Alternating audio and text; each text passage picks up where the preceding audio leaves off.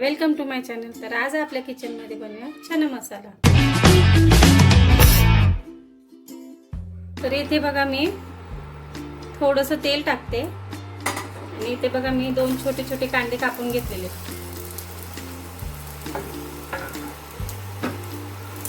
आता आपण भाजून घेऊया कांद्यांना।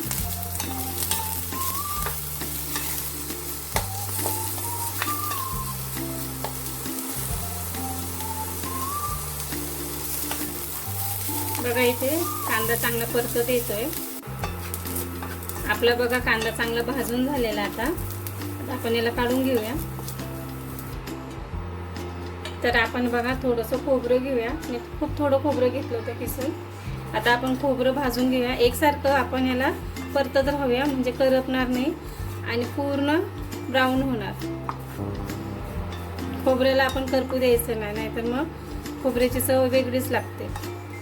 इथे बघा मी कांदा काढून घेतलाय। आता आपण खोबरं भाजून घेऊया। खोबरं पण भाजले आता आपलं। आता आपण याला पण काढून घेऊया।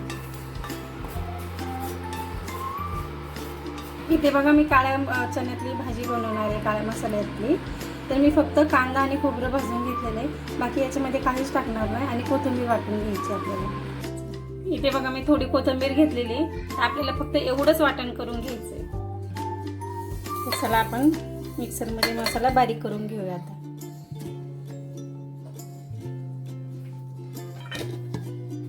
तर इथं बघा मसाला झालेला आहे आपला।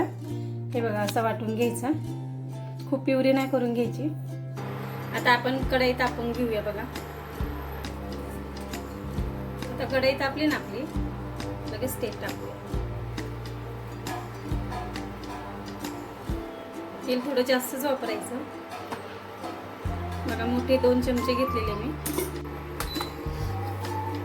तरी इथं आपलं बघा तेल तापलंय। आता थोडासा कढीपत्ता टाकूया।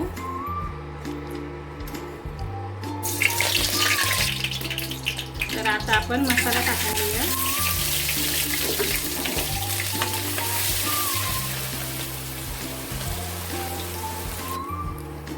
आता मसाला आपण चांगला परतून घेऊया।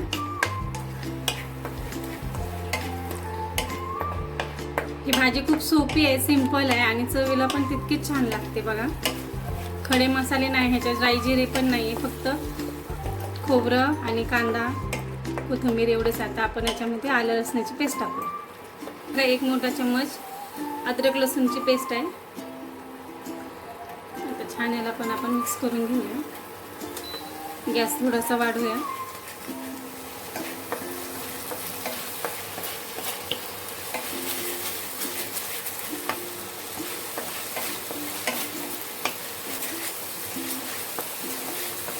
मसाला पण चांगला तेल सोडते। बघा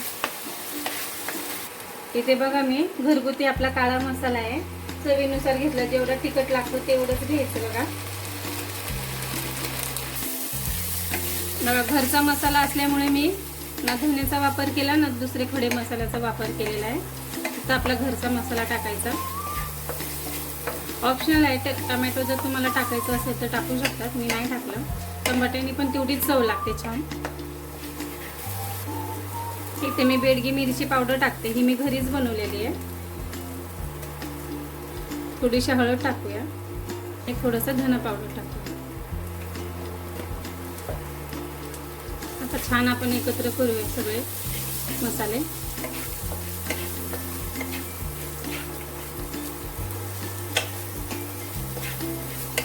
चला आता थोडंसं पाणी घालूया आपण।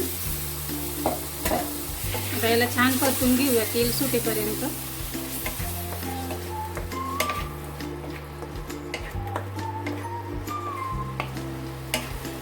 ही भाजी खरंच करून बघा, खूप छान लागते खायला।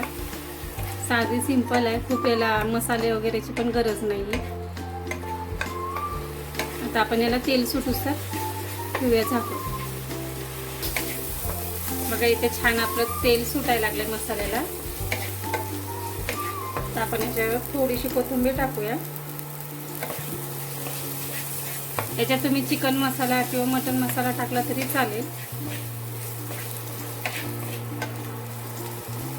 इथे बघा मी थोडासा गरम मसाला वापरते, तुम्ही किचन किंग मसाला वापरला तरी पण चालेल।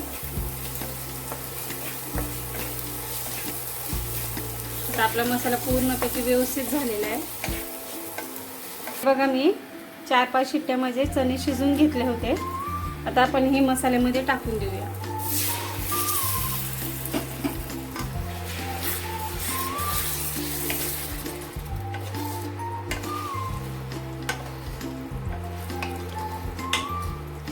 बघा किती छान दिसतात ते.